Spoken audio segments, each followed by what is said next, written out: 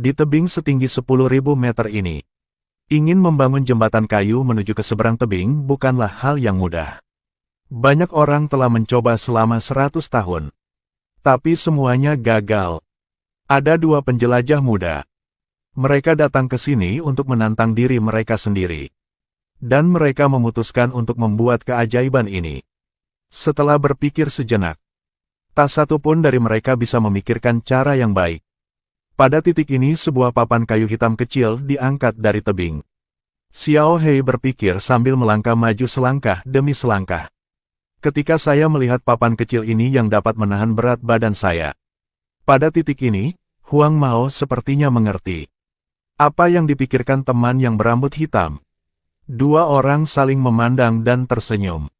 Mereka sudah tahu apa yang harus mereka lakukan. Mereka akan membangun jembatan kayu di sini.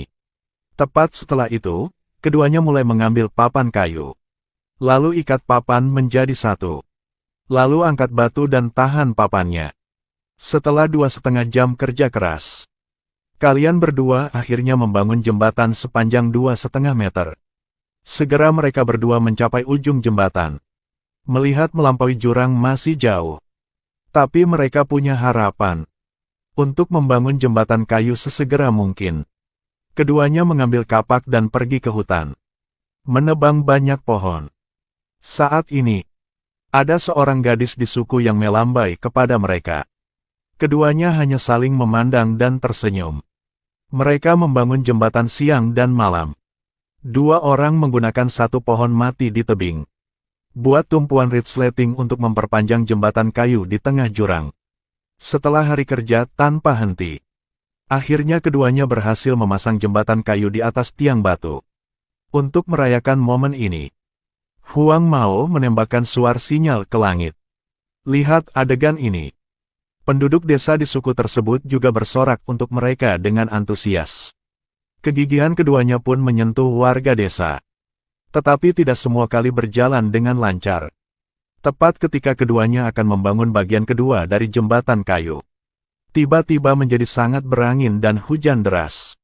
Semua penduduk desa bersembunyi di dalam rumah. Hanya satu gadis kecil yang mengkhawatirkan keselamatan mereka. Tidak mau kembali ke dalam. Keduanya bertekad untuk tidak menyerah. Dua orang memotong kawat perak dengan kapak. Jadi semua lembaran perak tersebar oleh angin. Segera menahan jembatan menjadi jembatan berlayar. Mereka berdua dengan cepat mengepak tas mereka. Lakukan yang terbaik untuk lari ke sisi lain. Saat ini satu petir tiba-tiba menghantam jembatan kayu. Segera membakar jembatan kayu tersebut. Ini benar-benar bencana sederhana. Pohon mati di tepi sungai sebagai tumpuan. Tidak bisa bertahan lebih lama. Jembatan kayu itu akan runtuh.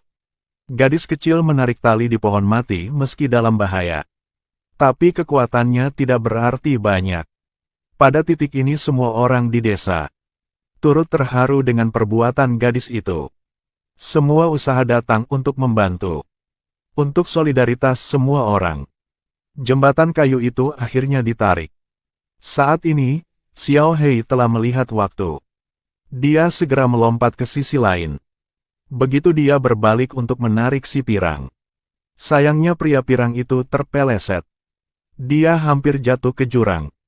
Tapi segera dia berdiri. Dan ingin memegang tangan Xiao Hei. Tapi dia tidak bisa mencapai. Aku merasa jarak antara dia dan Xiao Hei semakin jauh. Huang Mao juga mengerti bahwa nasibnya sendiri akan berakhir di sini.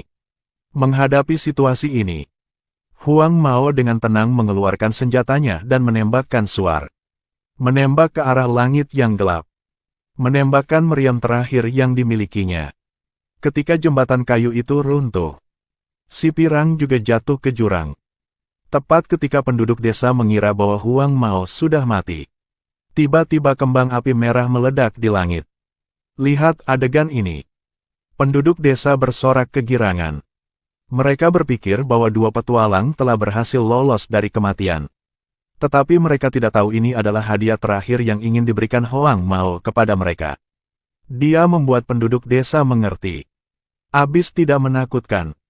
Yang menakutkan adalah tidak memiliki keberanian untuk menyeberangi jurang. Meskipun Pirang gagal, tapi dia membantu semua orang di desa untuk belajar. Dia tidak menjalani kehidupan yang tidak berguna. Jadi apa arti hidup orang lain? Apakah itu mimpi atau pengalaman? Dikumpulkan oleh semua orang setiap hari. Atau keberanian dan ketekunan. Itu juga warisan spiritual yang dimiliki setiap orang untuk dirinya sendiri. Jalani hidup tanpa penyesalan. Marilah kita masing-masing hidup seperti bunga.